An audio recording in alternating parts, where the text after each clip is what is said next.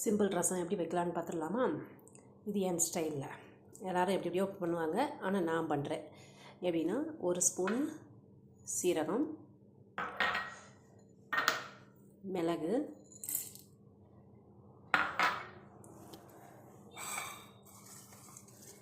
ஒரு 10 பல்லுக்கு மேலே பூண்டு, ஒரு பச்சை மிளகாய், கொஞ்சம் கருவேப்பிலை,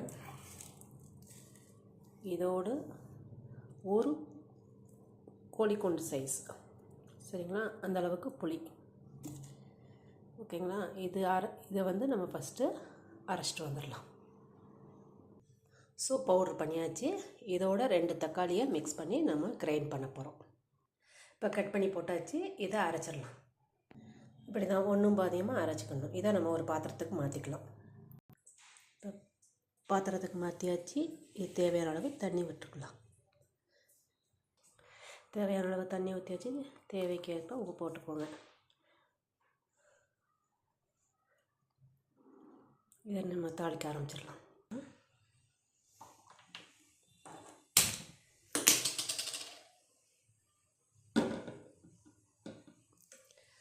இப்போ தாளிப்பு போடலாம்.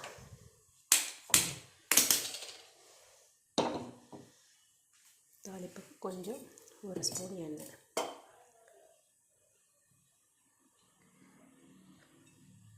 போதும்.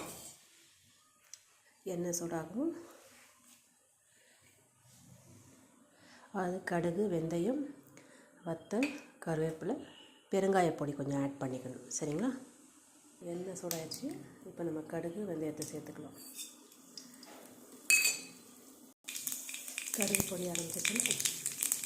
இந்த டயத்தில் நம்ம வந்து வத்தல், கருவேப்பிலையும் ஆட் பண்ணிக்கலாம். எண்ணெயில் வந்துட்டு பெருங்காயம் போடாதீங்க. டைரெக்டாக நம்ம வந்து ரசத்தில் போட்டுருக்கோம். தேவையான அளவு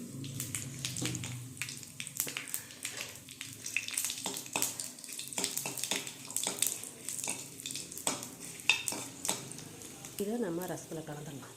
இப்போ ரசத்தில் சேர்த்தாச்சு. கொஞ்சம் நமக்கு வந்து ஒரு கொதிப்பு அப்படின்னு சொல்லுவாங்க, இல்லை முறக்கட்டி வருதுன்னு சொல்லுவாங்க. அப்படி வரப்போ கொத்தமல்லியை போட்டு மூடி வச்சிடலாம். பாருங்கள், இந்த முறக்கட்டி வருது இல்லைங்களா, இந்த மாதிரி இந்த மோரி வரையில் நம்ம வந்து கொத்தமல்லியை போட்டுட்டு ஒரே ஒரு கலக்கு கலக்கிட்டு, பார்த்தீங்களா, நல்லா தெரியுதா, இந்த மாதிரி அதில் தகுந்தற்பம். அதான் இந்த ஸ்டேஜில் நம்ம ஒரே ஒரு கலக்கு அதுதான் ரசம்.